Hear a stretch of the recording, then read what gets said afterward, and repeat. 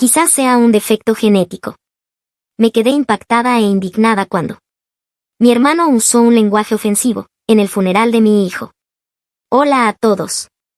El director de la funeraria acababa de invitar a los presentes a compartir sus recuerdos cuando mi hermano Mac se levantó y acomodó la chaqueta de su costoso traje. Lo observé caminar hacia el podio con ese aire arrogante tan familiar, perfeccionado durante años de cerrar tratos inmobiliarios. Mi hijo Tommy, de 7 años, yacía en un pequeño ataúd blanco cubierto con pegatinas de superhéroes que él mismo había elegido 2 semanas antes de morir, sabiendo exactamente lo que le esperaba. Tommy era un niño especial, comenzó Mac, con esa voz cargada de falsa simpatía que solía usar con sus clientes, pero a veces Dios se lleva a los niños temprano por una razón. Dada la historia de dificultades de nuestra familia, quizá esta sea la manera de Dios de poner fin a malas líneas de sangre. Sus palabras me golpearon como agua helada. Sentí a mi padre, Janes, aferrarse al banco con tanta fuerza que sus nudillos se pusieron blancos. Pero lo peor fue ver a varios parientes asentir en señal de acuerdo. Mi prima Janet susurró a su marido que tenía razón, y mi tía Ruth se secó las lágrimas antes de darle una palmada en el hombro a Mac cuando regresó a su asiento, como si hubiese pronunciado una gran sabiduría en lugar de llamar a mi hijo muerto un error genético. Antes de que pudiera procesar lo ocurrido, mi hermana Vera se levantó. Alisó su elegante vestido negro, seguramente comprado para esta ocasión, y caminó hacia el frente con la barbilla en alto. Lo que dijo Mac puede sonar duro, pero contiene algo de verdad. Algunos niños están mejor si no crecen en hogares rotos. Tommy sufrió mucho, no solo a causa del cáncer, sino también por las circunstancias. Quizá esto sea también una bendición disfrazada para Nadine. Ahora podrá empezar de nuevo, encontrar un esposo y tener una familia adecuada esta vez. Una familia adecuada, como si Tommy y yo no hubiéramos sido una familia real, como si la batalla de 2 años de mi hijo contra la leucemia fuera de algún modo menos válida porque su padre se había marchado cuando Tommy tenía 2 años. El director de la funeraria se mostraba incómodo, moviéndose junto a la puerta lateral como si quisiera intervenir pero sin saber cómo. Fue entonces cuando escuché una pequeña voz desde la tercera fila. ¿Debo contarles a todos lo que el tío Mike le hizo a Tommy antes de que muriera? Todas las miradas en la sala se dirigieron hacia Colin, el mejor amigo de 8 años de Tommy. Vestía un pequeño traje negro, seguramente comprado deprisa por su madre el día anterior. Le temblaban las manos, pero su voz era clara. Aquel niño diminuto, con pecas en la nariz y un diente frontal ausente, se mantenía de pie ante un centenar de adultos con más valor del que yo jamás había visto. El rostro de Mac pasó de confiado a ceniciento en segundos. ¿De qué habla ese niño? Forzó una risa que no engañó a nadie. Todos saben que los niños inventan historias cuando están alterados. Está confundido. No estoy confundido, replicó Colin, avanzando hacia el pasillo. Su madre intentó sujetarlo, pero él se apartó de su alcance. Tommy me hizo prometer que, si algo malo le ocurría, debía decir la verdad sobre el tío Mac. Dijo que nadie le creería porque solo era un niño, pero que quizá me creerían a mí en su funeral. La sala quedó en absoluto silencio. Se oía el zumbido del aire acondicionado, el vibrar de un teléfono en un bolso, la pequeña bandera estadounidense afuera golpeando contra el mástil. Mi madre, Gloria, se levantó con el rostro encendido de indignación. Esto es absolutamente inapropiado. Mako visitaba a su sobrino por amor y preocupación. Este niño está traumatizado y está inventando cosas. Colin sacó un teléfono de su bolsillo, el viejo iPhone de su madre que ella le había dado para emergencias. Tommy me dijo que lo grabara. Explicó que el tío Mac acudía al hospital cuando la señora Nadine no estaba, cuando tenía que trabajar o volver a casa a ducharse. Dijo que el tío Mac les decía a las enfermeras que lo llevaba a pasear, al parque o a la sala de juegos, pero nunca iban allí. ¿A dónde iban? Me escuché preguntar, con una voz extraña y distante que parecía no pertenecerme. Al coche del tío Mac, en el estacionamiento, respondió Colin. Tommy dijo que el tío Mac cerraba las puertas y le decía cosas feas y aterradoras. Dijo que le aseguraba que la señora Nadine era una mala madre y que por eso Dios le había dado cáncer. Le decía que, si realmente amaba a su mamá, debía dejar de luchar y simplemente morir, para que ella pudiera cobrar el seguro de vida y empezar de nuevo con un hijo mejor, uno que tuviera un padre. La sala estalló en murmullos y exclamaciones, la gente jadeó, algunos comenzaron a recoger sus cosas para marcharse, otros abrazaron con fuerza a sus hijos. Pero Colin permanecía allí, con 8 años, temblando, sosteniendo aquel teléfono como un escudo, dispuesto a reproducir la evidencia que destrozaría para siempre a nuestra familia. Aquella mañana había comenzado como todas las mañanas desde que Tommy murió, hacía 5 días. Me desperté a las 3 de la madrugada en su cama, rodeada de sus peluches y del tenue aroma del champú de sandía que tanto le gustaba. La casa se sentía extraña sin el sonido de su máquina de oxígeno, sin el suave pitido de su temporizador de medicación, sin su voz llamándome en mitad de la noche: «Mamá, ¿puedes acostarte conmigo?». Me obligué a levantarme y a ducharme.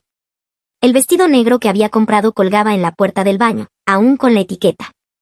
Jamás había pensado en lo que una madre viste para enterrar a su hijo de 7 años.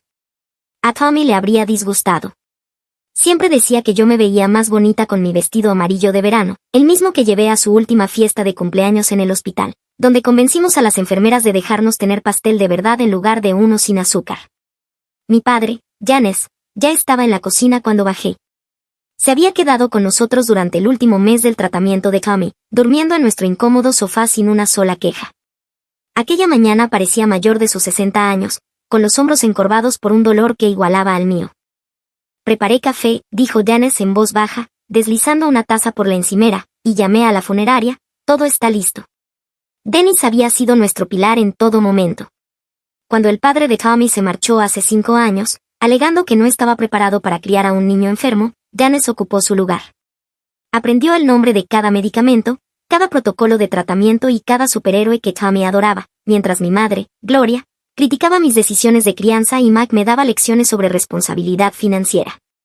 Janes pasaba horas jugando a las cartas con Tommy durante la quimioterapia, inventando historias sobre valientes caballeros calvos como él, convirtiendo cada visita al hospital en una aventura. ¿Vendrá Mike?, pregunté, aunque ya sabía la respuesta. «Tu madre dice que estará toda la familia», respondió Janes con la mandíbula apretada. Intenté hablar con ella sobre mantener las cosas sencillas y respetuosas, pero ya sabes cómo se pone cuando Mac se involucra. Yo sabía perfectamente cómo era. Mike había sido el hijo predilecto desde su nacimiento, el primer varón, graduado en Harvard, exitoso magnate inmobiliario, con una esposa trofeo y una casa que había aparecido en revistas de arquitectura. Para Gloria, él no podía equivocarse, incluso cuando me dijo que el cáncer de Tommy probablemente se debía a mis elecciones de vida como madre soltera. Ella lo defendió, asegurando que solo estaba preocupado por la reputación de la familia. Mi hermana Vera no era mejor. Llevaba 8 años intentando tener hijos con su esposo Roger, gastando miles de dólares en tratamientos de fertilidad. Cuando quedé embarazada de Tommy a los 25 años, sin estar casada y aún en la universidad, jamás me lo perdonó. Cada reunión familiar se convertía en un campo de batalla pasivo-agresivo. «Debe de ser maravilloso», solía decir mirando a Tommy jugar, «quedar embarazada tan fácilmente cuando ni siquiera lo intentabas». El timbre sonó a las 8. Colin estaba allí con su madre, Patricia, ambos vestidos de manera solemne. Colin sostenía una pequeña figura de acción en la mano, un Batman que él y Tommy habían intercambiado desde que se conocieron en el jardín de infancia. Se habían hecho mejores amigos de inmediato, unidos por los superhéroes y el amor compartido por los dinosaurios. Incluso cuando Tommy enfermó y faltó meses a la escuela, Colin lo visitaba cada fin de semana, llevándole las tareas y contando historias de la clase. «Señora Nadine», dijo Colin, con una voz pequeña pero decidida, «traje esto para Tommy». Teníamos un trato: quien tuviera a Batman podía pedir un deseo, y ahora es el turno de Tommy. Patricia me abrazó suavemente. «Colin tiene algo que contarte», pero insistió en esperar hasta el servicio. Dice que Tommy le hizo prometer algo. He intentado sacárselo, pero no cede. Me arrodillé al nivel de Colin. Sus ojos estaban enrojecidos, pero brillaban con una determinación que aún no comprendía. «Cariño, lo que Tommy te pidió que hicieras no tienes por qué hacerlo si es demasiado difícil». «Lo prometí», respondió Colin con sencillez. Tommy dijo que las promesas entre amigos son sagradas, especialmente las últimas promesas. El estacionamiento de la funeraria ya estaba lleno cuando llegamos. Vi los habituales bandos divididos de mi familia, el BMW de Mike, aparcado en un lugar prominente cerca de la entrada, los coches de Gloria y Vera, juntos en un grupo, y luego los demás, los maestros de Tommy, sus enfermeras de oncología pediátrica, los padres de otros niños que habíamos conocido durante el tratamiento, los amigos veteranos de Janes que habían adoptado a Tommy como nieto honorario. El director de la funeraria, el señor Morrison, nos recibió en la puerta. «Todo está dispuesto como pidió», dijo en voz baja. «Tommy luce en paz, y las insignias de superhéroes que trajo están en su solapa, tal como solicitó». Entré en aquella sala llena de flores y tarjetas de condolencias sin saber que, en menos de una hora, La fachada cuidadosamente mantenida de nuestra familia se derrumbaría por completo y un niño de 8 años revelaría el mal que se escondía detrás de trajes caros y de una lealtad familiar mal entendida. El servicio comenzó de forma hermosa, exactamente como Tommy lo habría querido. El pastor Williams habló sobre el increíble coraje de Tommy, de cómo insistía en llevar su capa de Superman a las sesiones de quimioterapia para dar fuerza a los niños más pequeños. Contó la historia de cómo Tommy donó todo el contenido de su hucha, $43.17, para comprar juguetes a los niños que no recibían visitas en el hospital. Varias personas enjugaban las lágrimas y yo sentí un momento de paz al saber que la bondad de Tommy estaba siendo recordada. Después llegó la parte abierta de los elogios, donde familiares y amigos podían compartir recuerdos. Debería haber sabido que Mac aprovecharía la oportunidad para hablar de sí mismo. Fue el primero en levantarse, estirando su traje de $1,000 y carraspeando, tal como hacía antes de sus importantes presentaciones de negocios. Tommy fue, sin duda, un niño especial. Comenzó con su voz profesional, la misma con la que había vendido millones en bienes raíces, pero creo que debemos ser honestos sobre la realidad de situaciones como esta. A veces, Dios se lleva a los niños temprano por una razón. Dada la historia de luchas de nuestra familia, los hogares rotos, las malas decisiones, quizá esta sea la manera de Dios de poner fin a malas líneas de sangre. Sus palabras flotaban en el aire como veneno. Escuché las respiraciones entrecortadas de los maestros de Tommy. La señora Henderson, que lo había tutelado gratuitamente cuando se retrasó con las clases, incluso se levantó para marcharse antes de que su esposo lograra hacerla sentar de nuevo. Lo que me destrozó no fue solo escuchar esas palabras, sino ver cómo mis propios familiares reaccionaban con aprobación. Mi tía Ruta sintió con gesto solemne, mi primo Derek murmuró a su esposa duro, pero cierto, y mi tío Carl, hermano de mi madre, llegó incluso a decir amén, como si Mac acabara de pronunciar un sermón en lugar de llamar a mi hijo muerto un callejón genético sin salida. Gloria se secó los ojos con un pañuelo, extendiendo la mano para apretar la de Mac cuando volvió a su asiento. Muy valiente de tu parte decir lo que todos piensan, susurró, lo bastante alto para que toda nuestra fila lo oyera. Antes de que pudiera reaccionar, antes de que Janice pudiera actuar sobre la furia que se acumulaba en su rostro, Vera se levantó. Caminó hacia el podio con la seguridad de quien ha ensayado sus palabras, alisando su vestido de diseñador que probablemente costaba más que las medicinas mensuales de Tommy. Lo que dijo Mac puede sonar duro para algunos, empezó, con la voz impregnada de una falsa compasión, pero hay verdad en las palabras difíciles. Algunos niños están mejor si no crecen en hogares rotos, sin padres, viendo a sus madres luchar y sintiéndose una carga. Tommy sufrió tanto en estos 2 últimos años, no solo por el cáncer, sino también por las circunstancias, la tensión económica constante, la ausencia de un modelo masculino, el caos de un hogar con un solo progenitor. Hizo una pausa, mirándome directamente con una expresión que podía ser lástima o desprecio. Quizá esto sea en realidad una bendición disfrazada para Nadine también. Ahora puede empezar de nuevo, encontrar primero un esposo, tener una familia adecuada y hacer las cosas en el orden correcto, el orden de Dios. Mis manos temblaban con tanta violencia que tuve que entrelazarlas.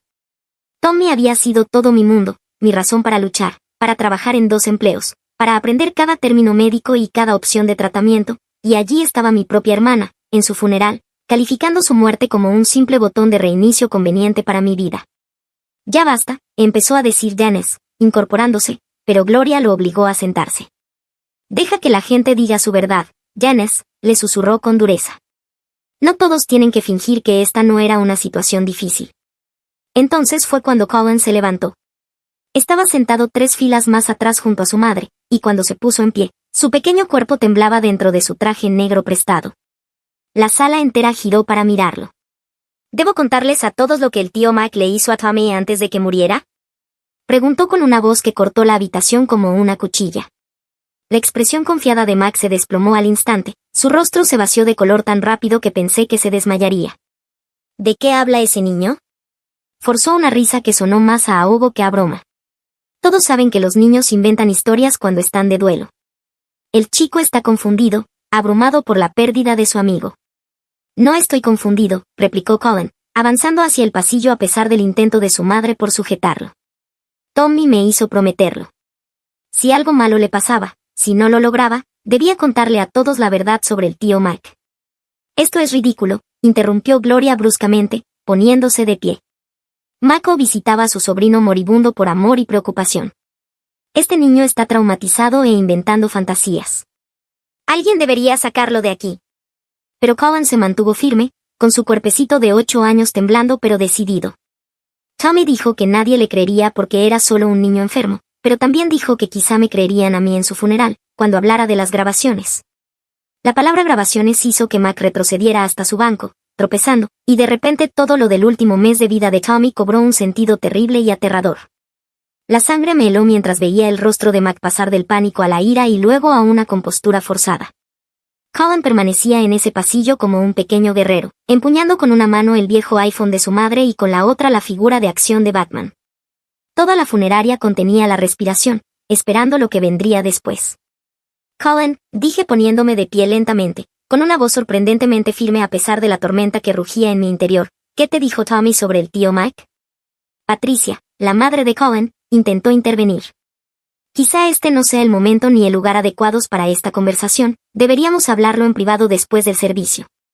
No, contestó Colin con firmeza, con más autoridad de la que debería tener un niño de 8 años. Tommy dijo que tenía que ser aquí, delante de todos, para que no pudieran fingir que no había pasado. Dijo que el tío Mac era demasiado bueno convenciendo a la gente con mentiras en privado. Gloria se levantó entonces, con el rostro encendido de indignación. Esto es absolutamente inapropiado. ¿Cómo te atreves a permitir que tu hijo interrumpa el funeral de mi nieto con estas fantasías? Michael no ha sido más que un apoyo durante la enfermedad de Tommy. ¿Apoyo? La voz de Dennis retumbó, baja y peligrosa. ¿Eso llamas presentarte en el hospital solo cuando Nadine no estaba? Mike trató de recomponerse. Iba cuando podía, mi agenda es exigente. Nadine sabe que acudía cuando ella necesitaba descansar o atender otras responsabilidades. Estaba ayudando. Colin negó con la cabeza. Eso no es cierto. Tommy llevaba un cuaderno, apuntaba cada vez que usted venía. Siempre llamaba primero a la estación de enfermería para asegurarse de que la señora Nadine se hubiera ido. Les decía que lo llevaba a caminar para mejorar la circulación, al parque o a la sala de juegos, pero nunca lo llevaba allí. ¿A dónde iban? Pregunté, aunque una parte de mí ya sabía que la respuesta destrozaría algo dentro de mí para siempre. Al coche del tío Mike, en el estacionamiento, contestó Colin. Tommy dijo que el tío Mac cerraba las puertas y lo obligaba a escuchar cosas feas y crueles. Dijo que el tío Mike le aseguraba que la señora Nadine era una mala madre y que por eso Dios le había dado cáncer como castigo. Le decía que estaba siendo egoísta al luchar por seguir con vida, porque los tratamientos eran demasiado caros y la señora Nadine perdería su casa. Los jadeos resonaron en toda la funeraria. Los padres empezaron a sacar a sus hijos apresuradamente. Algunos de los socios comerciales de Mac comenzaron a dirigirse hacia las salidas, claramente sin querer ser asociados con lo que estaba saliendo a la luz. El niño miente, dijo Mac, pero su voz se quebró. Esto es el dolor hablando, los niños no entienden las conversaciones de adultos sobre asuntos prácticos. Colin levantó el teléfono.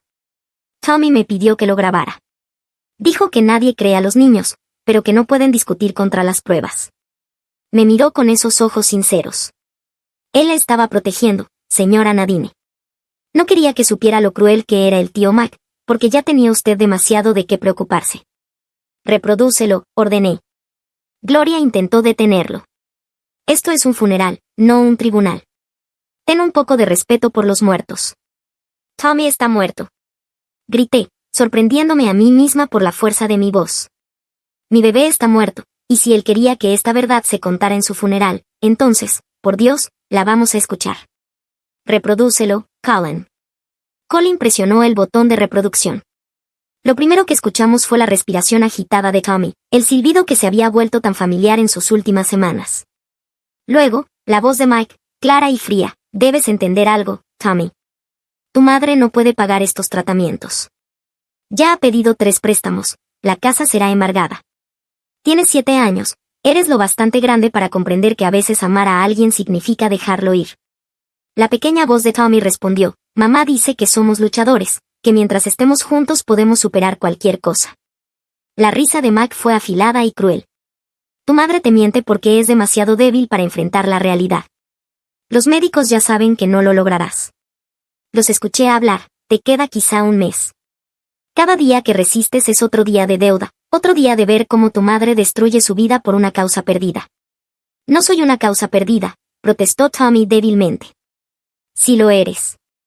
Tu padre lo sabía, por eso se marchó. Vio lo que venía y se fue mientras pudo. Un hombre inteligente. Tu madre debió hacer lo mismo, darte en adopción cuando llegó el diagnóstico. Pero es demasiado orgullosa, demasiado estúpida para admitir que no puede con esto. La grabación continuó, pero ya no pude quedarme quieta. Avancé hacia Mike, cada paso deliberado, mis ojos clavados en los suyos. Torturaste a mi hijo moribundo. Fuiste al hospital para atormentar psicológicamente a un niño de 7 años que luchaba contra el cáncer. Mike retrocedió, chocando contra la gente mientras se movía. Estaba siendo realista. Alguien debía prepararlo para lo inevitable. Tú le llenabas la cabeza de falsas esperanzas. La rabia que había estado acumulándose dentro de mí durante 5 días, quizá durante años, por fin encontró su voz. Hay más, dijo Colin, su pequeña voz cortando el caos que había estallado tras la primera grabación. Pasó a otro archivo en el teléfono. Este es de la semana pasada, 3 días antes de que Tommy muriera. La funeraria cayó en silencio otra vez. Incluso los que habían estado a punto de salir se detuvieron, atrapados por el imán horrible de la tragedia en desarrollo. Colin presionó play, y la voz de Mike llenó la sala de nuevo, aún más cruel, más calculada. Escúchame, Tommy. Tu madre está ahora reunida con la asistente social, suplicando más ayuda financiera. Se está humillando a sí misma y a toda nuestra familia. ¿Sabes lo que dicen de nosotros en el club de campo? Nos llaman la familia del caso de beneficencia. Ese eres tú, Tommy, el caso de beneficencia. La voz de Tommy apenas era un susurro, tan débil que tuve que taparme la boca para contener un sollozo. Por favor, basta, tío Mike. Quiero volver a mi habitación. No hasta que entiendas lo que le estás haciendo a todos. Tu abuela Gloria llora cada noche, no porque estés enfermo, sino porque sabe que estás destruyendo el futuro de tu madre. ¿Quién querrá casarse con una mujer con cientos de miles de dólares en deudas médicas? ¿Quién le dará un trabajo cuando ha faltado tanto? Tienes 7 años, Tommy, lo bastante grande para tomar la decisión correcta. ¿Qué decisión? Preguntó Tommy. Dejar de tomar las medicinas. Dejar de luchar. Los médicos dicen que estás sufriendo. ¿Por qué hacer que los demás sufran también? Si de verdad quisieras a tu madre, la dejarías ir. Ella podría usar el dinero del seguro de vida para empezar de nuevo, quizá tener un hijo sano con un verdadero padre esta vez, no otro bastardo que probablemente también acabaría enfermo. La grabación captó el sonido de Tommy llorando y luego la repentina conmoción de las enfermeras entrando en la habitación, preguntando qué ocurría, mientras Mac inventaba excusas sobre despedidas emocionales. Después, silencio. Yo permanecí inmóvil mientras Colin dejaba el teléfono a un lado. Lo último que me dijo Tommy, explicó el niño, fue que el tío Mac estaba equivocado. Dijo que su mamá lo quería más que a todas las estrellas del cielo y que por eso debía seguir luchando. Pero también dijo que, si ya no podía luchar, alguien debía impedir que el tío Mac dañara a otros niños. La presa finalmente se rompió. Me lancé sobre Mac con toda la fuerza que mi cuerpo agotado por el dolor podía reunir. Mi mano impactó contra su rostro en una bofetada que resonó en la funeraria como un disparo. ¡Monstruo! Le dijiste a mi hijo que muriera. Fuiste a ver a un niño moribundo y le pediste que se rindiera. Mickey retrocedió tambaleándose, sujetándose la cara. Me agrediste. Todos lo vieron. Presentaré cargos, te demandaré por todo. ¿Demandarme por qué? Le grité. Por la deuda médica, por la casa que ya está embargada, por el coche que vendí para pagar el último tratamiento de Tommy. Ya lo perdiste todo cuando convenciste a mi hijo de que estaba mejor muerto. Gloria corrió en defensa de Mike. Él estaba siendo práctico. Alguien tenía que preparar al niño para la realidad. Tú llenaste la cabeza de Tommy con fantasías sobre vencer al cáncer cuando los médicos decían que solo tenía un 10% de posibilidades. ¿Un 10%? Me giré hacia mi madre con furia. Un 10% seguía siendo una oportunidad. Los niños han vencido con probabilidades peores. ¿Cómo podía luchar si su propio tío lo visitaba solo para decirle que se rindiera? Janice dio un paso al frente, su voz retumbó con autoridad militar. Basta, Gloria. Tú encubriste a este monstruo. Sabías lo que estaba haciendo, ¿no es cierto? Sabías por qué iba a ver a Tommy a solas. El silencio de Gloria fue una condena. Lo sabías, continuó Dennis, su voz quebrándose. Sabías que tu hijo estaba atormentando a un niño moribundo, dijo Dennis con la voz rota, y lo permitiste porque estabas de acuerdo con él. También pensabas que Tommy estaba mejor muerto. Vera intentó interceder. Papá, eso no es justo. Todos sabíamos que la situación era desesperada. Mac solo intentaba ahorrar más dolor a todos. ¿Ahorrando dolor diciéndole a un niño de 7 años que era una carga inútil?, replicó Patricia, la madre de Colin, alzando la voz por primera vez, temblando de rabia. ¿Qué clase de familia son ustedes? El director de la funeraria, el señor Morrison, finalmente intervino. Voy a pedirles a todos que se calmen o que abandonen el lugar. Esto sigue siendo un funeral. Sí, lo es, dijo Janice con firmeza, es el funeral de mi nieto. Y todo aquel que piense que su muerte fue una bendición, todo aquel que asintió cuando Mac lo llamó un error, todo aquel que crea que un niño enfermo está mejor muerto que amado y luchando, que se marche ahora mismo. La sala estalló en movimiento. Mac salió furioso, seguido por Gloria y Vera, junto con al menos 15 parientes más. Make gritaba por encima del hombro acerca de demandas, difamaciones, custodias de futuros hijos, de cómo destruiría por completo mi vida. Colin se acercó al ataúd de Tommy y colocó con suavidad la figura de Batman junto a las pequeñas manos de mi hijo. Cumplí mi promesa, Tommy, tal como pediste. El hombre malo ya no podrá hacerle daño a nadie más. La funeraria se sintió en paz después de que Mac y sus seguidores se marcharon. Solo unas 30 personas permanecieron, pero eran quienes de verdad amaban a Tommy. Su enfermera favorita, Sandra, se levantó para contar cómo Tommy solía esconder dulces y repartirlos entre los otros niños de la sala cuando las enfermeras no miraban. Su maestra, la señora Henderson, leyó un cuento que Tommy había escrito sobre un superhéroe cuyo poder era hacer reír a los niños enfermos. La madre de Colin, Patricia, organizó de inmediato una reunión en su casa, donde todos compartimos recuerdos reales de Tommy, no elogios envenenados sobre muertes convenientes. Esa noche me senté en la habitación de Tommy, aún incapaz de procesar todo lo ocurrido. Janice llamó suavemente y entró, cargando una caja de cartón que parecía haber estado escondida durante meses. Necesito mostrarte algo, dijo, sentándose en la cama con forma de coche de carreras de Tommy. He estado documentando todo desde que sospeché que algo andaba mal. Sacó una tableta y me mostró archivo tras archivo de grabaciones. Instalé una pequeña cámara en la habitación del hospital hace 3 meses. Gloria no lo sabe. Pensé que Mac hacía comentarios inapropiados sobre las facturas, pero jamás imaginé que fuera tan grave. Vi un video con fecha de 6 semanas atrás. Mike le decía a Tommy que su enfermedad era un castigo por haber nacido fuera del matrimonio, que Dios no amaba a los niños cuyos padres no estaban casados. Tommy lloraba, diciendo que lo sentía por ser malo, prometiendo portarse mejor si Dios detenía el dolor. Tuve que correr al baño a vomitar. ¿Por qué no me lo dijiste?, pregunté cuando recuperé la voz. Los ojos de Janice se llenaron de lágrimas. Estaba armando un caso.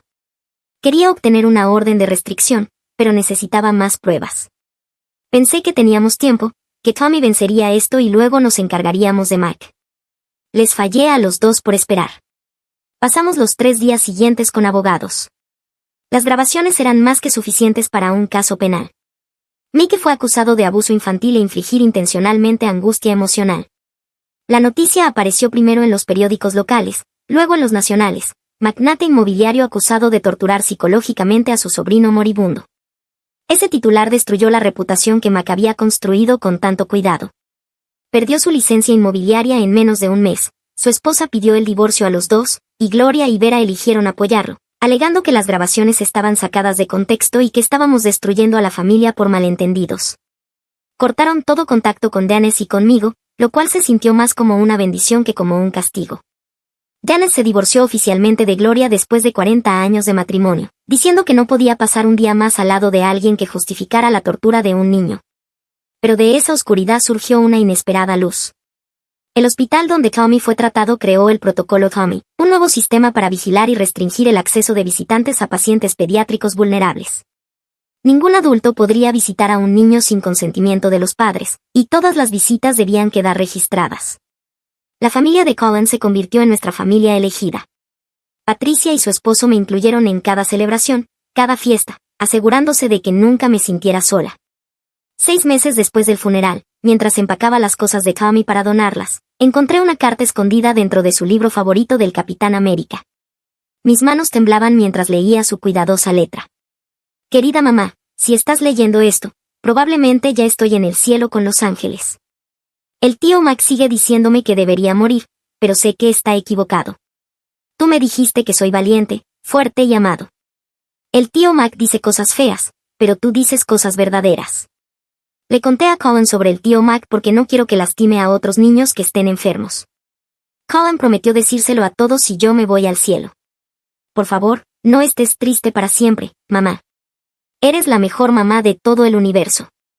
¿Recuerdas cuando hicimos panqueques con forma de dinosaurio y me dejaste comerlos para cenar?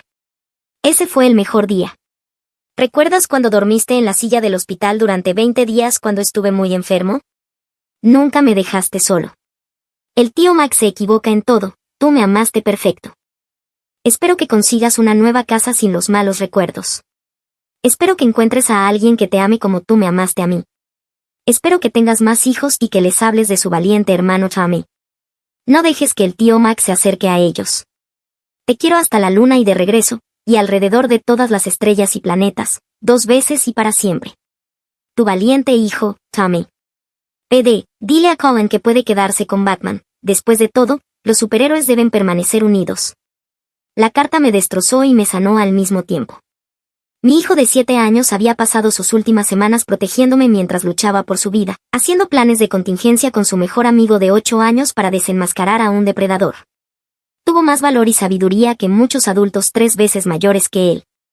Tommy me enseñó que la familia no se trata de la sangre, del ADN ni de los apellidos, se trata de quien aparece con amor en lugar de juicio, de quien ofrece consuelo en lugar de crueldad, de quien lucha a tu lado en lugar de en tu contra. El funeral que debía enterrar a mi hijo terminó enterrando las mentiras con las que nuestra familia había convivido durante décadas. Historia 2. Fingiendo, mintiendo.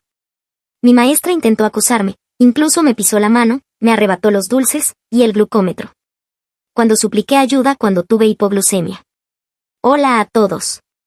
Estaba en la clase de español cuando comprendí que había cometido un error terrible. Me había saltado el desayuno y, de pronto, mi monitor de glucosa comenzó a sonar con insistencia. Necesito ver a la enfermera, jadeé, ya sintiéndome mareado. La profesora en prácticas frunció el ceño y dijo con frialdad, el inspector del estado está aquí, nadie se moverá hasta que se haya marchado. No lo entiende, soy diabético. Tenga paciencia, solo faltan 20 minutos. Mi visión se nublaba mientras intentaba dirigirme hacia la puerta, cuando escuché otro pitido, acceso con credencial de estudiante desactivado. No voy a permitir que un adolescente con complejo de víctima arruine mi evaluación, espetó. Mi monitor volvió a sonar con más fuerza, y ella caminó hacia mí para arrancármelo del brazo. Basta. No habrá más interrupciones. Es para sus niveles de azúcar en sangre, gritó Lucía, desesperada. Siéntese, respondió Miss Winter con voz cortante. Vi entonces una sombra moverse hacia la puerta. Era el guardia de seguridad, que me miraba a través de la ventana mientras alcanzaba la manija. Por fin, pensé, pero la voz de Miss Winter cortó el aire como cristal. Bajo revisión estatal, si abre esa puerta, está despedido. Él me miró, la miró a ella y retrocedió. Un dolor abrasador subió por mi columna. Me quedaban 15 minutos antes de caer en coma o, peor aún, morir. La mitad de la clase levantaba sus teléfonos intentando captar señal, pero estábamos en el 4º piso, el único lugar del edificio donde nunca funcionaban. Guarden esos teléfonos ahora mismo, chilló Miss Winter. ¿De veras piensan que soy estúpida, grabando esta pequeña actuación? Se giró hacia mí, vacía los bolsillos y muéstrales a todos tus supuestos trucos. Cayeron envoltorios de caramelos que ella pateó con desprecio. ¿Lo ven? Siempre comiendo dulces, siempre alegando que necesitas azúcar. Sentía como si hormigas de fuego recorrieran mi piel. ¿Sabes qué?, añadió mientras sacaba mi medidor de glucosa de la mochila, hazte la prueba, demuéstranos esta emergencia. Mis dedos ardían, incapaces de sostener las tiras reactivas, que cayeron al suelo como confeti. Miss Winter se burló, ni siquiera sabes fingirlo bien. Mi cráneo estaba a punto de estallar. Jaque, entonces, empezó a revolver en su mochila y vi el envoltorio de una barrita en su mano. Apenas ella giró la cabeza, intentó deslizarlo por el suelo. El crujido del plástico nos delató. La cabeza de Miss Winter se giró de golpe. ¿Qué ha sido eso? Nos quedamos petrificados, como ciervos bajo los faros de un coche. Marchó hacia allí, lo arrebató y lo aplastó con la mano sobre la papelera, dejando caer migas como nieve. Ninguna comida del exterior durante la inspección. Las normas son las normas. Mi estómago se contraía con violencia. Quedaban 7 minutos. Entonces Trevor, el matón de la escuela, se levantó, Mi padre es diabético, ella necesita azúcar ahora. Suspensión inmediata, replicó Miss Winter. Antes de que pudiera añadir nada, el favorito de la clase intervino. Siempre hace esto durante las pruebas importantes. ¿Recuerdan el semestre pasado con Ashley? «Estás loco», gritó alguien. «Mírale los labios, están azules». 6 minutos. Intenté ponerme en pie, pero mis piernas se doblaron. Cada movimiento era un suplicio, y aún así todos seguían demasiado asustados para intervenir. Así que hice lo único posible, empecé a arrastrarme hacia la puerta. Alcanzaba el tercer tirón cuando Miss Winter me pisó la mano con fuerza. Nadie sale antes de las 3, sin excepciones. «Alguien ayúdala», lloraba Sarah. «El que se mueva recibirá un 0 en el trimestre». 3 minutos. Trevor trataba de abrir la puerta con su tarjeta, acceso denegado. Otros compañeros lo intentaban también, rogando. Mi lengua se hinchaba, obstruyendo mi garganta. Miss Winter se inclinó frente a mí. «¿Sabes lo que ocurrió el año pasado cuando tu madre intentó que me despidieran? Descubrí exactamente de qué clase de familia vienes». 1 minuto. Mi corazón golpeaba tan fuerte que temí que mis costillas se quebraran. Se acercó tanto que pude ver los vellos de su nariz. «Patética. Tu familia entera es patética. Mentirosos manipuladores que, no la dejé terminar». Embestí con la cabeza contra su rostro y sentí mi cerebro chocar dentro del cráneo. Su grito lo valió, la sangre brotó por todas partes. Con mis últimas fuerzas, arranqué el cordón de su cuello. La clase entera observaba mientras me arrastraba hacia la puerta. Cada centímetro era tortura. «Acceso concedido», sonó el clic de la cerradura. Trevor abrió de golpe. «La enfermera, ya, llamen al 911». Miss Winter todavía gritaba. «Está fingiendo, todos exageran, esto es sabotaje». Los paramédicos informaron que mi nivel de azúcar había bajado a 19. Estuve técnicamente con muerte cerebral durante 2 minutos. Suspendieron a Miss Winter de manera temporal, pero para mí no era suficiente. Había intentado matarme, y yo estaba dispuesto a devolverle el favor. Todos lo estábamos. El viaje en ambulancia fue un torbellino de agujas, pitidos y voces gritando números que descendían. Me llevaron directo a urgencias, donde me conectaron a nuevos monitores en el pecho y los brazos. La vía intravenosa ardía, aunque no tanto como mi cabeza, que seguía palpitando tras el golpe. Un médico de mirada cansada explicó que debería llevar un sensor continuo de glucosa al menos durante 6 meses, ya que mi cuerpo había atravesado un trauma extremo. Mamá me sujetó la mano con tanta fuerza que sus uñas se hundieron en mi piel mientras él aseguraba que era un milagro que siguiera vivo. Mi mente nadaba en barro, pero la ira en mi pecho era clara y afilada. Una enfermera empezó a fotografiar el moretón morado que se extendía en mi mano, donde Miss Winter me había pisado. Registró el medidor de glucosa roto, los fragmentos encontrados en mi mochila e imprimió todas mis lecturas de las últimas 12 horas. Los números la hicieron negar con la cabeza y murmurar sobre negligencia criminal. Una trabajadora social llegó con un portapapeles lleno de formularios, preguntando si quería presentar una denuncia en los servicios de protección infantil. Tomé el bolígrafo antes de que terminara de hablar y firmé cada hoja que puso delante. Esa misma tarde, mientras seguía conectado a 3 máquinas distintas, el director llamó al teléfono de mi madre. Ella activó el altavoz y lo escuchamos elegir cada palabra con extremo cuidado, hablando de incidentes desafortunados y de revisión de protocolos, pero sin pronunciar jamás un lo siento. Repetía responsabilidad, seguro y políticas del distrito, y era evidente que le preocupaba más una demanda que el hecho de que yo casi hubiera muerto. Cuando las enfermeras dijeron que ya estaba lo bastante estable para sostener mi móvil, comenzaron a llegar notificaciones sin parar. El chat de la clase tenía cientos de mensajes de compañeros que decían no poder creer lo que había pasado, lo asustados que estaban y que alguien debió actuar antes. Lucía me envió un mensaje de voz de 3 minutos, llorando tanto que apenas pude entender sus palabras, diciendo que intentó ayudar. Jack escribió que se sentía fatal por lo de la barrita de granola y que ojalá la hubiera lanzado con más fuerza. Seba envió capturas de pantalla de todos publicando sobre el incidente en Instagram, mientras mamá hablaba con los médicos acerca de los papeles de alta y las próximas citas de control. Yo abrí la grabadora de voz en mi teléfono y susurré todo lo que recordaba, antes de que los detalles se borraran de mi mente. Cada palabra que Miss Winter había pronunciado sobre mi familia, llamándonos patéticos manipuladores, cada segundo en el que se negó a dejar que alguien me ayudara, la expresión exacta del guardia de seguridad cuando se dio la vuelta y se marchó, dejándome morir. Guardé la grabación en 3 lugares diferentes del móvil y luego me la envié por correo 2 veces, solo para asegurarme. Esa noche, Cuando por fin regresamos a casa y estaba tendido en mi propia cama, mamá se sentó en el borde y tuvimos una larga conversación sobre lo ocurrido. Resultó que el año anterior ya había intentado que despidieran a Miss Winter, después de que obligara a otro chico diabético a esperar 20 minutos para poder medirse el azúcar durante un examen. Otros 3 padres también habían presentado quejas, pero como Miss Winter seguía siendo profesora en prácticas, el sindicato la protegió diciendo que todavía estaba aprendiendo los protocolos adecuados.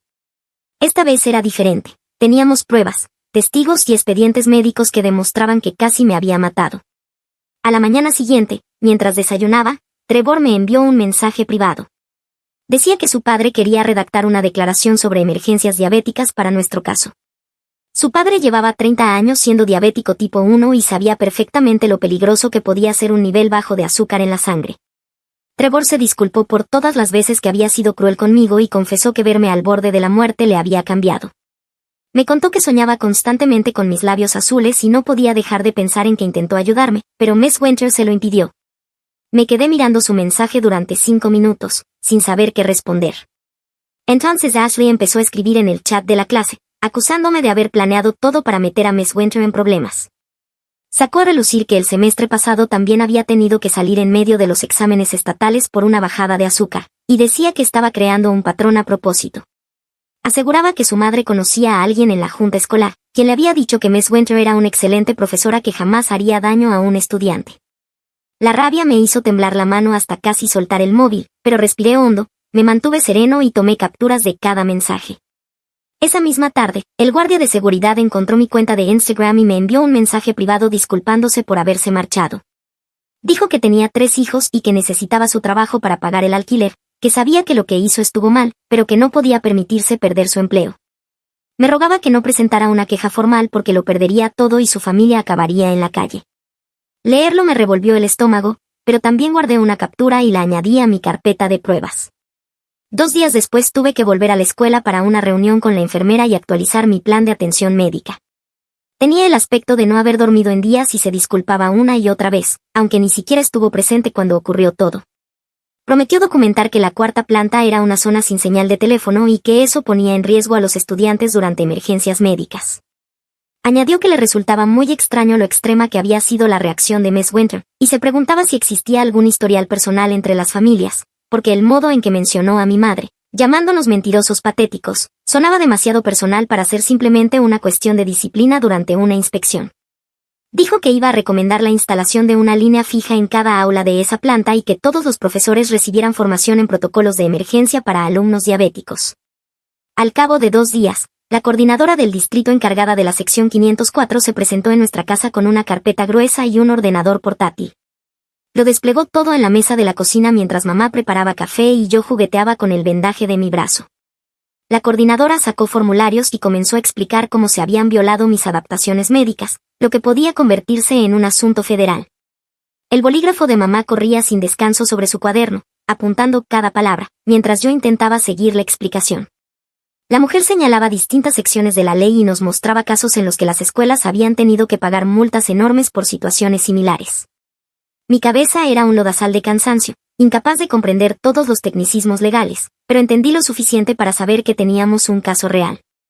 A la mañana siguiente llamé a la oficina principal y pregunté por ese supuesto inspector estatal tan importante, por el que casi muero. La secretaria rebuscó entre papeles durante 5 minutos hasta encontrar el calendario de inspecciones. Resultó que era simplemente una revisión anual de rutina, nada especial. Dijo que los inspectores pasaban constantemente y que los profesores no debían encerrar a los alumnos por eso. Le pregunté si existían normas especiales para esas visitas y se echó a reír, asegurando que Miss Winter se lo había inventado. Todo el encierro había sido una interpretación absurda de unas pautas muy básicas, que únicamente señalaban que las clases debían continuar con normalidad durante las visitas. Después de la escuela, ese mismo día, Lucía escribió en el grupo para que nos reuniéramos en la biblioteca. Jaque apareció primero con su mochila, luego llegó Sarah con gesto nervioso y Trevor entró de último, aparentando indiferencia aunque se notaba que sí le importaba. Extendimos los cuadernos sobre la mesa y empezamos a anotar todo lo que recordábamos de aquel día. Jaque sacó el envoltorio aplastado de la barrita Nature Valley que había guardado en secreto cuando Miss Winter lo destruyó. Sarah recordó horarios exactos porque había estado mirando el reloj de su teléfono bajo el pupitre, aunque no hubiera señal. Trevor dibujó un diagrama mostrando dónde se sentaba cada uno y quién había intentado ayudar primero. Lucía creó una línea temporal marcando cada minuto, desde que mi monitor empezó a sonar hasta que llegaron los paramédicos. Fotocopiamos todo 3 veces, para que cada uno tuviera su propio juego de copias en caso de que lo necesitáramos. Mi primer día completo de regreso a la escuela me golpeó como un camión. Los chicos me miraban en los pasillos y susurraban a espaldas cuando pasaba. Algunos me observaban con lástima, otros con una fascinación extraña, como si fuera una especie de celebridad por haber estado a punto de morir. Al caminar frente al aula de español, el pecho se me apretó tanto que no podía respirar, mis manos empezaron a temblar y manchas negras danzaban en mi visión, igual que aquel día. Tropecé hasta la enfermería, donde me dejaron recostarme mientras llamaban a la orientadora. Ella entró y dijo que los ataques de pánico eran una respuesta normal al trauma, pero nada de aquello me parecía normal. Me dio ejercicios de respiración y un pase para saltarme la clase de español el resto de la semana. 3 días después, el director finalmente nos convocó a una reunión. Estaba detrás de su gran escritorio, incómodo, mientras mamá y yo nos sentábamos en las sillas de plástico duro. Confirmó que Miss Winter estaba en licencia administrativa con sueldo, mientras investigaban los hechos. No paraba de mencionar al sindicato de maestros y a sus abogados en cada frase, como si quisiera advertirnos de que todo sería complicado. Mamá se inclinó hacia adelante y preguntó por qué no se estaba considerando intento de homicidio, ya que la profesora había impedido deliberadamente que un niño moribundo recibiera atención médica. El rostro del director se volvió blanco como una sábana y empezó a tartamudear sobre políticas del distrito y canales adecuados. La siguiente bomba estalló el lunes siguiente, cuando me llamaron a la oficina. La subdirectora me entregó un parte de detención por agresión, diciendo que había dado un cabezazo a Miss Winter. Me quedé mirando el papel, incrédulo, mientras ella explicaba que la violencia nunca era aceptable, sin importar las circunstancias. Mamá llegó 10 minutos después de mi llamada de pánico y se echó a reír con amargura en la cara de la subdirectora. Le dijo que podían intentar darme detención, pero que a nuestro abogado le encantaría saber que pretendían castigar a un niño moribundo por intentar sobrevivir. La mandíbula de la subdirectora se tensó, pero tomó el papel y lo rompió sin decir una palabra más. Esa misma tarde, la enfermera me llamó a su oficina, donde tenía cajas con mis expedientes médicos esparcidos sobre el escritorio. Pasamos 2 horas revisando cada documento del último año, mi diagnóstico oficial de diabetes y todos los protocolos de emergencia. Me ayudó a organizarlo por fechas, subrayando cada ocasión en que la escuela había sido notificada oficialmente de mi condición. Creamos una línea temporal con notas adhesivas marcando cada notificación, cada formulario presentado, cada reunión sobre mis necesidades médicas. La pila de papeles creció tanto que tuvimos que atarla con una goma elástica. Al terminar, teníamos pruebas más que suficientes de que la escuela sabía exactamente cómo debía actuar en una emergencia diabética. Entre clases, al día siguiente, una chica del periódico escolar me alcanzó en mi casillero. Dijo que quería hacerme una entrevista porque otros estudiantes temían que algo similar les ocurriera. Explicó cómo el problema de señal en la 4ª planta afectaba a todos y que la gente necesitaba saber la verdad. Una parte de mí quería guardar silencio y dejar que todo pasara, pero otra parte deseaba que todos supieran exactamente lo que Miss Winter había hecho. Le dije que lo pensaría, y ella me entregó su tarjeta con su correo electrónico. El día siguiente, durante el almuerzo, el guardia de seguridad me encontró y me llevó a un pasillo vacío. Miró a ambos lados con nerviosismo antes de susurrar que Miss Winter había amenazado directamente con despedirlo cuando intentó ayudarme. Le recordó su advertencia reciente por llegar tarde y le dijo que una falta más significaría el fin de su empleo.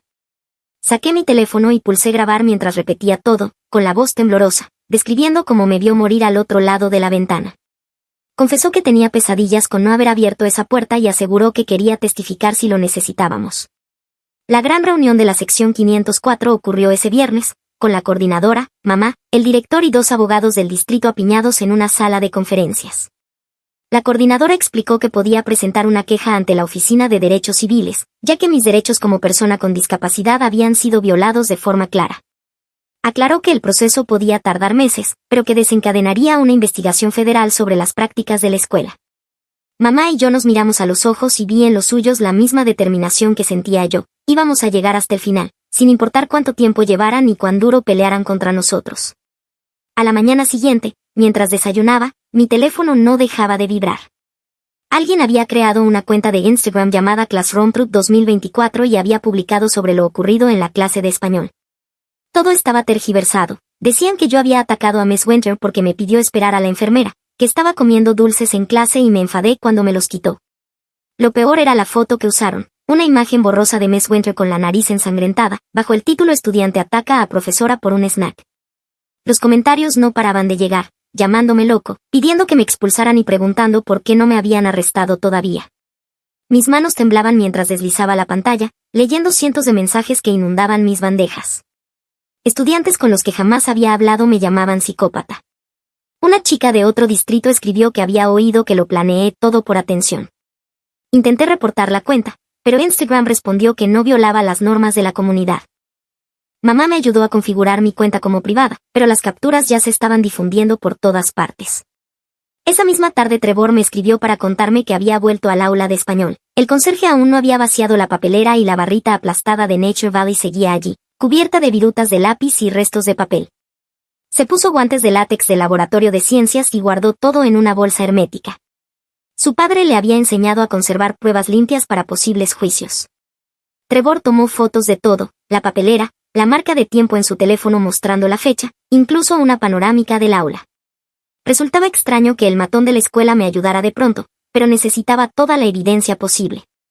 Esa misma noche alguien creó un documento compartido en Google para redactar testimonios de testigos, y el enlace circuló por el chat de la clase. Los estudiantes escribían lo que habían visto, algunos me respaldaban, otros permanecían neutrales. Uno aseguró haber visto cómo mis labios se volvían azules. Otro mencionó haber oído a Miss Winter decir que nadie podía salir. Ashley escribió que yo siempre armaba espectáculos en días importantes y que probablemente se trataba de otra emergencia fingida. Pero entonces alguien publicó capturas del chat durante el incidente, con marcas de tiempo que mostraban cómo todos sabían que algo grave ocurría. Parece que se está muriendo a las 2:47 de la tarde. Deberíamos llamar al 911, a las 2:49. Miss Winter no nos deja a las 2:50. Los mensajes seguían, mostrando cómo todos me veían colapsar pero permanecían inmóviles en sus asientos. La editora del periódico escolar presentó lo que llamó una solicitud bajo la Ley de Libertad de Información al día siguiente. Quería los registros de credenciales de seguridad de ese día para demostrar cuándo se había cortado el acceso, y también solicitó correos electrónicos sobre la inspección estatal y los protocolos del aula. La administración se puso repentinamente nerviosa. El director llamó a sus padres diciendo que estaba interrumpiendo la investigación, pero ellos la respaldaron, recordando que los registros públicos son registros públicos. La editora publicó que la escuela tenía 30 días para responder, aunque ya intentaba bloquear su petición. Mientras tanto, la enfermera redactó un informe de 3 páginas sobre el problema de la cuarta planta. Escribió que intentar darme detención por agresión cuando literalmente estaba luchando por seguir vivo era llevar la estupidez burocrática a niveles olímpicos. Añadió que lo siguiente sería acusar a una víctima de ahogamiento de alterar el orden público por salpicar demasiado fuerte. Denunció que el aula de español estaba en una zona muerta de señal, lo cual representaba un riesgo para la seguridad que casi le costó la vida a un estudiante. Envió el informe a la Junta Escolar solicitando instaladores de amplificadores de señal de urgencia. La secretaria del consejo respondió por correo electrónico que lo revisarían en su reunión mensual, dentro de 3 semanas. La enfermera reenvió ese mensaje a mamá con una nota que decía, 3 semanas pueden significar otro estudiante muerto. Entonces la solicitud de información realmente funcionó y recibimos los documentos. Los correos revelaron algo enorme, el inspector estatal jamás estuvo en nuestro edificio ese día. Realizaba la revisión en la escuela primaria al otro lado de la ciudad. No existía ningún requisito de encierro, ninguna regla que obligara a sellar las puertas. Miss Winter lo había inventado todo. Las marcas de tiempo en los correos demostraban que el inspector había terminado su visita 2 horas antes de que empezara mi emergencia. Teníamos pruebas de que había mentido en todo. El guardia de seguridad contactó a través del abogado de mamá pidiendo reunirse. Se veía fatal, con ojeras profundas y manos temblorosas al sujetar el café. Dijo que daría una declaración, pero solo si constaba que él había intentado ayudar. Repetía que necesitaba su trabajo, que tenía 3 hijos y no podía perder su salario. Aceptamos, porque su testimonio sobre las amenazas de Miss Winter era crucial. Lo escribió todo, como ella le dijo que lo despedirían si abría la puerta, como me vio medio muerto a través de la ventana, como seguía teniendo pesadillas con haberme dado la espalda. 2 semanas después llegó una carta oficial sobre una audiencia disciplinaria. Me acusaban de agresión por el cabezazo, y decían que podía enfrentar suspensión o incluso expulsión. El abogado de mamá lo llamó represalia y documentó todo. Estaban intentando darle la vuelta a la historia, hacerme parecer culpable en lugar de víctima. La audiencia quedó fijada para el mes siguiente, y buscaban testigos de carácter contra mí. Tan enfadado estaba que finalmente publiqué mi versión en línea. Me cansé de esconderme mientras las mentiras se expandían. Escribí todo lo que había sucedido, subí mis registros hospitalarios mostrando mi glucosa en 19, incluí el informe de los paramédicos diciendo que estuve técnicamente muerto 2 minutos. La reacción explotó de inmediato. Algunas personas me apoyaban, compartiendo sus propias experiencias con maestros abusivos. Otros me llamaban mentiroso y hambriento de atención. Una mujer escribió que debería estar en la cárcel por agresión. Pasé 6 horas esa noche bloqueando cuentas, denunciando amenazas de muerte y viendo cómo mi historia se torcía en tiempo real. La coordinadora de la sección 504 convocó una reunión de emergencia al día siguiente. Dijo que hacer público el caso podía dañar la investigación federal, que debía ser más cuidadoso con mis publicaciones. Me mostró ejemplos de otros casos que se habían venido abajo por culpa de las redes sociales. Pero callarme parecía rendirme. Acordamos que solo publicaría hechos, nada de opiniones sobre las motivaciones de Miss Winter, nada de especulación sobre sus razones. La mañana siguiente, Ashley inició una petición antes de la primera clase. Se colocó junto a la entrada principal con una carpeta y su falsa cara de preocupación, diciendo a todos que Miss Winter solo hacía su trabajo y que las normas del inspector estatal eran estrictas. Estudiantes que ni siquiera habían estado allí empezaron a afirmar. Algunos eran sus amigos del consejo estudiantil, otros simplemente querían aparentar que apoyaban a los maestros. La observé desde la ventana del segundo piso mientras reunía firma tras firma. Trevor me escribió para decirme que ya tenía unas 30 a la hora del almuerzo. A las 2:15 la vimos entrar sonriente a la oficina del director con los papeles en la mano.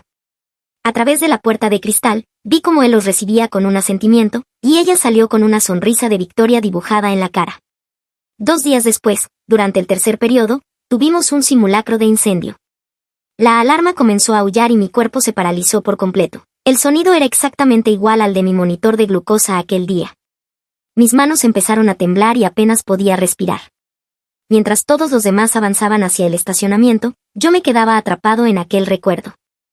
No podía moverme, las piernas se me volvieron de gelatina y me desplomé allí mismo en el pasillo. Las paredes parecían cerrarse a mi alrededor, el pecho se me apretaba tanto que creí que estaba muriendo. Los estudiantes pasaban esquivándome, intentando salir al exterior. La enfermera me encontró acurrucado contra los casilleros, hiperventilando, y tuvo que llamar a mi madre para que viniera a buscarme. Ella llegó en 10 minutos y me ayudó hasta el coche. No dejé de temblar en todo el trayecto de regreso a casa. Esa misma tarde, nuestro abogado llamó con noticias sobre el sistema de credenciales. El departamento de informática había recuperado todos los registros de ese día, y demostraban que Miss Winter desactivó manualmente el acceso de los estudiantes a las 2:47 de la tarde. El inspector ni siquiera llegó hasta las 3:15. Ella nos había encerrado casi media hora antes de que apareciera cualquier autoridad. El abogado dijo que esto era enorme, la marca de tiempo probaba que lo planeó, que sabía exactamente lo que hacía cuando nos atrapó. Al día siguiente llegó la declaración del guardia de seguridad. Escribió palabra por palabra todo lo que Miss Winter le dijo, que si abría esa puerta lo despedirían, que pensara en sus hijos, mencionando a sus gemelas de primaria. Usó a sus propios hijos como amenaza mientras yo me moría. Su testimonio dejaba claro que vio mi estado y aún así eligió proteger su evaluación. El abogado añadió esto a nuestra creciente pila de pruebas. Ese viernes presentamos la queja formal de la sección 504. El expediente era tan grueso como un libro de texto. Enumeraba cada cosa que Miss Winter hizo mal, desde destruir mi monitor de glucosa, equipo médico, hasta bloquear mi acceso a la enfermera durante una emergencia, impedir que otros compañeros me ayudaran, e incluso la queja de mamá del año anterior, que mostraba un patrón de discriminación contra estudiantes con necesidades médicas. La escuela tenía 7 días para responder. 3 días después de iniciado ese plazo, el director llamó a mi madre para proponer lo que él llamó una reunión de justicia restaurativa. Miss Winter se disculparía y todos seguiríamos adelante sin presentar cargos. Dijo que sería mejor para que todos sanáramos y aprendiéramos de la experiencia. Mamá se rió en su cara a través del teléfono. Le preguntó si aceptaría solo una disculpa si alguien hubiera estado a punto de matar a su hijo. Hubo un silencio largo, y luego él murmuró que debía consultar con el distrito. Mamá colgó sin más. Esa noche no pude dormir pensando en todo. Hacer que despidieran a Miss Winter ya no era suficiente. Otros niños podían acabar en la misma situación. Necesitábamos cambios reales para asegurarnos de que nunca volviera a suceder. A la mañana siguiente le dije a mamá que debíamos presionar por nuevas políticas, protocolos de emergencia claros para situaciones médicas, formación obligatoria para todos los profesores sobre diabetes y otras condiciones, reglas transparentes sobre cuando los estudiantes pueden acceder a ayuda médica. A mamá le encantó la idea. Dijo que lograr algo bueno a partir de esto era mejor que solo buscar venganza. Empezamos a redactar nuestras demandas para el consejo escolar. 2 días después llegó un sobregrueso del sindicato de Miss Winter. Su abogado decía que podía enfrentar cargos de agresión por el cabezazo, que había atacado a la profesora cuando intentaba ayudarme. Amenazaban con presentar cargos si seguíamos adelante. Nuestro abogado los llamó en menos de 1 hora. Explicó que la autodefensa durante una emergencia médica no es agresión, y que amenazar a una víctima menor era intimidación de testigos. El sindicato reculó antes de terminar el día y envió un correo de una sola línea diciendo que estaban revisando la situación. La semana siguiente nos reunimos con una abogada civil en el centro. Estaba especializada en casos contra maestros individuales, no solo contra escuelas. Nos explicó que podíamos demandar personalmente a Miss Winter por agresión, por privación ilegal de libertad, ya que nos había encerrado, y por daño emocional, que era el argumento más sólido.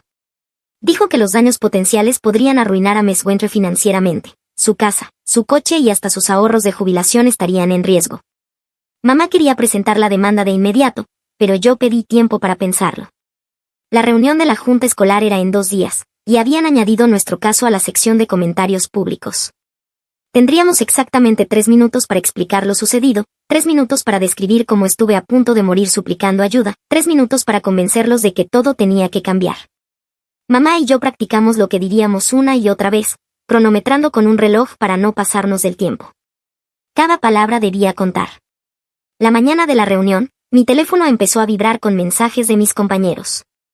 La oficina del inspector estatal había publicado una declaración en su sitio web. Nunca dijeron a nadie que encerrara aulas durante sus visitas, y estaban preocupados por cómo se usó su nombre para perjudicar a estudiantes.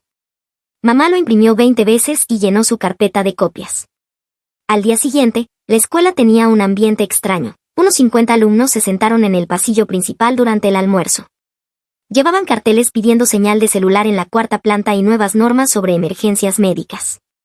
El director pasó varias veces, nervioso, mientras los profesores intentaban hacerlos mover. Los guardias de seguridad se mantenían alrededor, sin intervenir demasiado. Algunos recibieron partes de detención, pero permanecieron allí. Una madre apareció con una cámara de noticias y, de inmediato, el director desapareció en su oficina. Más tarde, la enfermera salió con un nuevo formulario para todos los que teníamos condiciones médicas. Lo llamó con un nombre aburrido y oficial, pero los estudiantes empezaron a bautizarlo como la cláusula de supervivencia, porque significaba que podríamos salir del aula en una emergencia sin pedir permiso. Mi audiencia disciplinaria tuvo lugar 3 días después, en una pequeña sala de conferencias que olía a café rancio. Me dieron 3 días de suspensión interna por haber golpeado a Miss Winter, pero la mujer que leía la decisión repetía constantemente cosas sobre circunstancias extremas y situaciones que ponían en riesgo la vida. Nuestro abogado dijo que en realidad era algo bueno, porque significaba que admitían que yo estaba muriendo. La sala de suspensión tenía mejor Wi-Fi que la mayoría de las aulas, lo cual me pareció irónicamente gracioso. Me quedé pensando en cómo los registros de informática mostraban que Miss Winter había desactivado las credenciales a las 2:47, pero el inspector no llegó hasta las 3:15. ¿Planeó todo esto antes de que apareciera siquiera alguien oficial? 2 semanas después llegó la gran audiencia de la queja 504. Había 5 personas del distrito sentadas detrás de una mesa larga, con gesto serio. Mamá lo tenía todo organizado en carpetas con códigos de colores, los registros de las credenciales mostrando cómo se desactivó mi acceso, las declaraciones de los testigos de mi clase, mis historiales médicos del hospital e incluso las grabaciones de la cámara del pasillo. El representante de Miss Winter seguía diciendo que ella pensaba que estaba siguiendo el protocolo, pero se notaba que la gente del distrito no se lo creía. El guardia de seguridad se presentó con aspecto derrotado, como si quisiera estar en cualquier otro lugar. Sus manos temblaban mientras describía cómo me veía a través de la ventana sin poder ayudarme.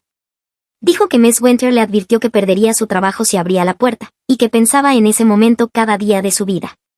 Uno de los funcionarios del distrito escribía notas frenéticamente, mientras otro no apartaba la vista de Miss Winter.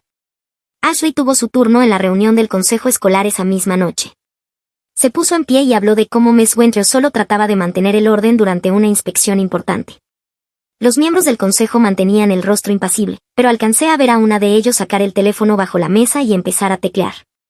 Más tarde mamá dijo que seguramente estaba buscando qué le sucede al cuerpo cuando el nivel de azúcar baja a 19. Ashley siguió hablando, pero el público empezó a removerse en los asientos y a mirarse entre sí. La chica del periódico escolar llevaba semanas trabajando en una gran investigación, y salió publicada a la mañana siguiente. Tenía todo documentado con marcas de tiempo y entrevistas. Como la cuarta planta nunca había tenido cobertura, como Miss Winter se inventó lo del encierro por el inspector y como ignoró todas las normas de seguridad existentes. La sección de comentarios enloqueció, con padres exigiendo reuniones inmediatas. Para la hora del almuerzo, la noticia ya estaba en los medios locales, y los reporteros comenzaron a llegar a la escuela. 3 días después, Miss Winter ya no estaba en su aula. La trasladaron a un trabajo de oficina en el edificio del distrito, donde no podía estar cerca de estudiantes, aunque seguían pagándole.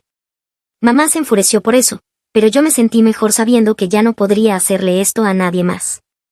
Los chicos que habían participado en la sentada cumplieron sus detenciones, pero caminaban por la escuela como si hubieran logrado algo grande. En una semana, aparecieron unas cajas blancas en las paredes del cuarto piso, y de repente todos tenían cobertura total en sus teléfonos. Los compañeros bromeaban diciendo que casi tuve que morir para conseguirles Wi-Fi, aunque no resultaba tan gracioso si lo pensabas demasiado. El Departamento de Educación Estatal llegó 2 semanas después con portapapeles y caras severas. Revisaron cada aula, cada manual de políticas, cada registro de simulacros de emergencia de los últimos 5 años. El director empezó a aparecer en las asambleas con ojeras cada vez más oscuras. Se paraba en el podio, las manos temblándole, mientras hablaba de nuevas medidas de seguridad. Los investigadores encontraron 12 violaciones distintas de protocolos solo en el manejo de emergencias médicas. Yo mismo descubrí 7 más sobre requisitos de formación del personal que nadie había cumplido. La Junta Escolar celebró reuniones de emergencia 3 noches seguidas. Los padres abarrotaban el auditorio y todos gritaban a la vez. El lunes siguiente anunciaron que habría capacitación obligatoria en emergencias médicas para cada profesor y miembro del personal. Durante las vacaciones de invierno, aparecieron grandes botones rojos de emergencia en cada aula, conectados directamente al 911 y a la oficina principal al mismo tiempo. También colocaron botones especiales en los baños. Los botones brillaban en rojo, día y noche. Era imposible no verlos. Algunos padres crearon un grupo en Facebook llamado Apoyando a nuestros maestros y publicaban que estábamos haciendo que la escuela pareciera peligrosa, que los valores de las propiedades bajarían si la gente pensaba que nuestro centro no era seguro. Mamá me mostró los mensajes que le enviaron, llamándola oportunista y diciendo que me usaba para llamar la atención. Hicimos capturas de todo y las añadimos a la carpeta que guardaba nuestro abogado. El guardia de seguridad me encontró un día junto a mi casillero, y durante 1 minuto simplemente nos quedamos de pie. Me dijo que lamentaba haberme dejado solo aquel día. Yo le respondí que sentía que lo hubieran puesto en esa situación. Ninguno de los dos debíamos pedir disculpas, pero ambos necesitábamos decirlo. Me contó que se trasladaría a la escuela primaria el mes siguiente. El distrito reescribió mi plan 504 con el lenguaje más contundente que habían usado jamás. Decía que podía salir de cualquier aula, asamblea o situación en la que me sintiera médicamente inseguro, sin preguntas. Establecía que cualquier profesor que bloqueara mi acceso médico enfrentaría la destitución inmediata. Otros chicos con diabetes empezaron a pedir la misma redacción exacta en sus planes.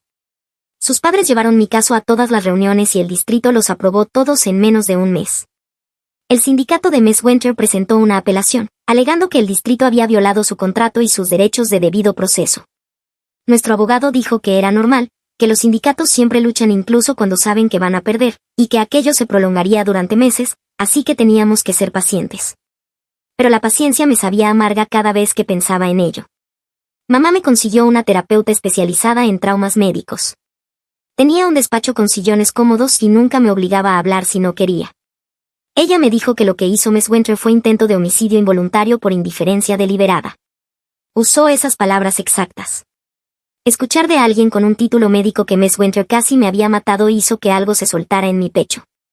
Me dio ejercicios para los ataques de pánico que empezaban cada vez que escuchaba un pitido, y me enseñó a respirar en medio de las pesadillas en las que volvía a estar en aquel aula con la puerta cerrada.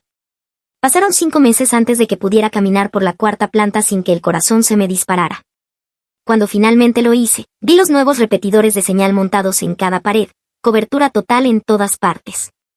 Ahora los botones de emergencia brillaban en rojo junto a cada puerta, imposibles de ignorar.